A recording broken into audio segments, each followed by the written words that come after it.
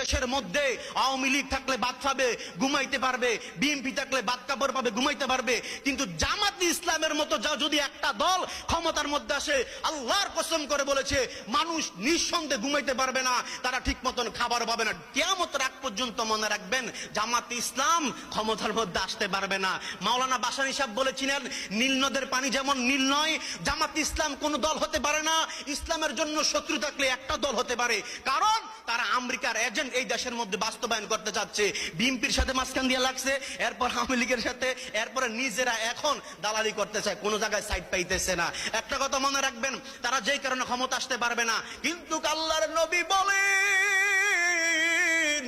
আমার উম্মতের মধ্যে যারা মুনাফিক,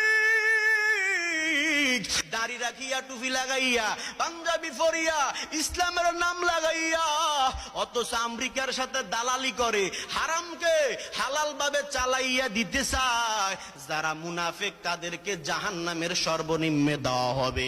ইন্নাল মুনাফিকিনা ফিদ্দারকিল আসফালি মিনান নার। নবীজি বলেন, কাফেরদেরকে এত শাস্তি দেওয়া হবে না, মুনাফিকদেরকে যত শাস্তি দেওয়া হবে। আজকে এই জমিনের মধ্যে মুনাফিকের অভাব আছে না নাই?